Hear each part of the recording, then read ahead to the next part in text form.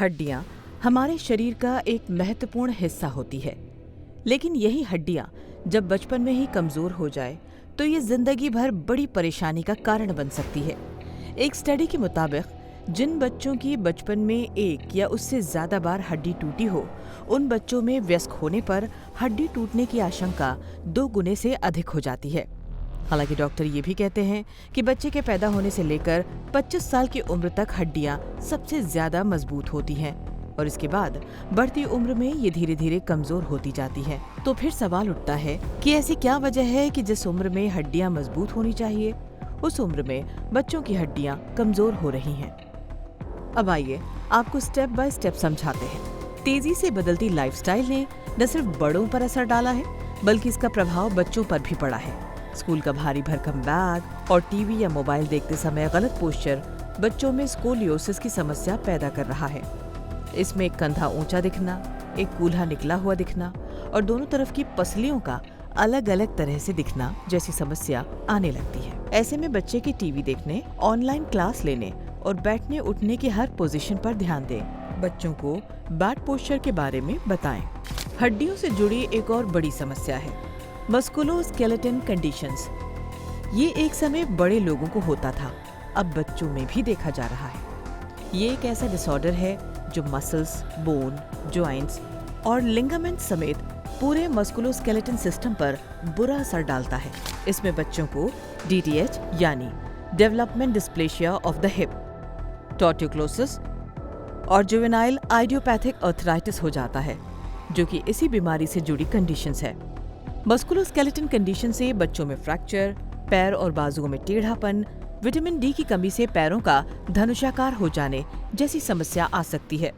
इस समस्या के सामने आने के कई कारण हो सकते हैं, जैसे आनुवांशिक, खराब खान-पान, फिजिकल एक्टिविटी का ना होना, बढ़ा हुआ वजन, ट्रॉमा, खराब तरीके से उठना बैठना, auto immune disorder, hormonal imbalance और इन्फेक्शंस। लेकिन इसमें जो सबसे बड़ी वजह है वो है पर्याप्त और पौष्टिक खान-पान की कमी, खासकर कैल्शियम और विटामिन D की कमी। इससे न सिर्फ मस्कुलोस्केलेटन कंडीशंस हो सकता है, बल्कि ऑस्टियोपोरोसिस भी हो सकता है, जिसमें हड्डियां कमजोर और भंगुर यानी भुरभुरी हो जाती हैं। इससे फ्रैक्चर होने की आशंका बढ़ जाती है। बच्चों की हड्डियां मजबूत रखने के लिए पर्याप्त पोषक तत्वों, खासकर कैल्शियम, प्रोटीन और विटामिन D से युक्त संतुलित आहार देना चाहिए। बच्चों की डाइट में अंडे, हरी पत्तेदार सब्जियां, नट्स, फलियां और केले जैसी चीजें शामिल करें। वहीं विटामिन D का सबसे अच्छा स्रोत सूरज की रोशनी है, इसलिए बच्चों को धूप में भी निकलने दें ताकि हड्डियों को मजबूती मिले। बच्चों में खासकर बहुत ज़रूरी है कि कैल्शियम, मिल्क प्रोडक्ट्स, अंडे, केले, जिन भी खाने की पदार्थों में कैल्शियम ज़्यादा मात्रा में हो वो लेना बहुत ज़रूरी है। प्रोटीन्स बहुत ज़रूरी हैं क्योंकि बच्चों को बड़ा होना होता है, लंबा होना होता है, उनके सारे हड्डियाँ, मांसपेशियाँ बढ़नी हैं, उस वजह से प्रोटीन्स, कैल्शियम, विटामिन D बहुत ज़रूरी है।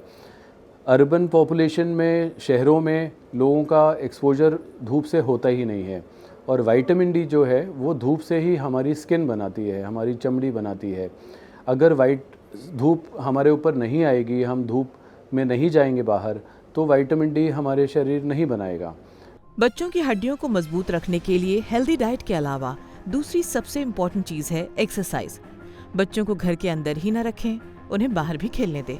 बच्चों के लिए रोजाना कम से कम 1 घंटे की हल्की फुल्की फिजिकल एक्टिविटी फायदेमंद है।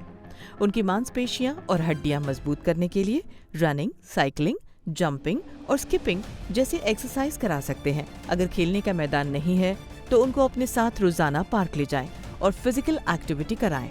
वहीं मोबाइल, टीवी और लैपटॉप का समय सीमित कर दें।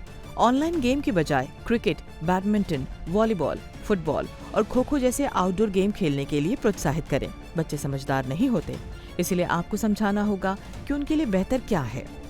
वीडियो में दी गई जानकारी महत्वपूर्ण लगी हो तो इसे और लोगों तक भी जरूर शेयर करें।